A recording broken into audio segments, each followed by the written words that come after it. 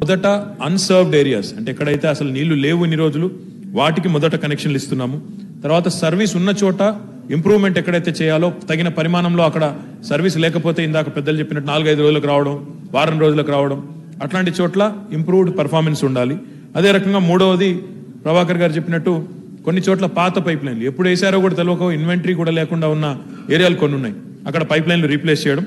చివరగా అల్టిమేట్ గా హైదరాబాద్ నగరానికి రేపటి రోజున కృష్ణలో కానీ గోదావరిలో కానీ అవసరమైతే 2 ఏళ్లు వర్షాలు పడకపోయినా అలాంటి కరువు పరిస్థితులు వచ్చినా హైదరాబాద్కి ఇబ్బంది కాకూడదన్న ఉద్దేశంతో డెడికేటెడ్ డ్రింకింగ్ వాటర్ రిజర్వాయర్స్ కూడా నిర్మాణానికి శ్రీకారం చుట్టాము. కేశవాపురం రిజర్వాయర్ కూడా టెండర్ కూడా పూర్తయింది, పనులు కూడా ప్రారంభించబోతా ఉన్నాం. అంటే ఒక సమగ్రమైన ఆలోచనతో గౌరవ ముఖ్యమంత్రి గారి సారథ్యంలో ఈ కార్యక్రమం రూపొందుకుంది. కాబట్టి ఈరోజు భారతీయ జనతా పార్టీ శాసనసభ్యులు మాట్లాడినా, తెలుగుదేశం శాసనసభ్యులు మాట్లాడినా అందరూ కూడా రాజకీయాలకు అతీతంగా దీన్ని స్వాగతిస్తున్నారు, అభినందిస్తున్నారు, మంచి కార్యక్రమం చెప్తున్నారంటే దాన్ని బట్టే ఈ పథకం ఉద్దేశం, దీని సాఫల్యం అనేది చాలా కీలకం అని చెప్పి అర్థం చేసుకోవచ్చు అధ్యక్ష.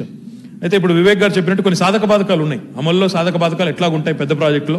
కాబట్టి రాక్ కటింగ్ విషయమే కానీ రోడ్ రిస్టరేషన్ కూడా చాలా మంది సభ్యులు కృష్ణయ్య గారు మాట్లాడినారు, వివేక్ గారు మాట్లాడినారు.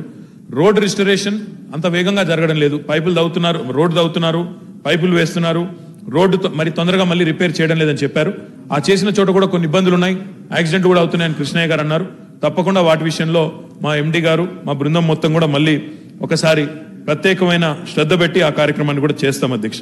దాంతోపాటు కొన్ని చోట్ల మనకి ఇష్యూస్ ఉన్నాయి అధ్యక్ష. ఉదాహరణకి గేటెడ్ కమ్యూనిటీలు, అపార్ట్మెంట్లు వర్సెస్ ఇండివిజువల్ హోమ్స్. గేటెడ్ కమ్యూనిటీలు కానీ అపార్ట్మెంట్లు కానీ బల్క్ సప్లై ఇస్తాం అధ్యక్ష, ఇండివిజువల్ హోమ్స్ కి ఇండివిజువల్ కనెక్షన్ ఇస్తాం. కాబట్టి అందులో వ్యత్యాసం ఉంటుంది. మరి దాన్ని ఏమైనా రేషనలైజ్ చేసే అవకాశం ఉంటే తప్పకుండా చేస్తాము.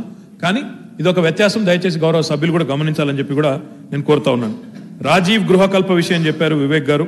అక్కడ మరి పెద్ద మొత్తంలో వాళ్ళు బకాయిలు పడి ఉన్నారు. ఇప్పటికే వాటర్ బోర్డు లాస్ లో ఉంది, నెలకు దాదాపుగా 50 నుంచి 60 కోట్ల మధ్యన గ్యాప్ ఉన్నది. కాబట్టి ఆ అరియర్స్ మాకు కొన్ని రావాల్సి ఉంది.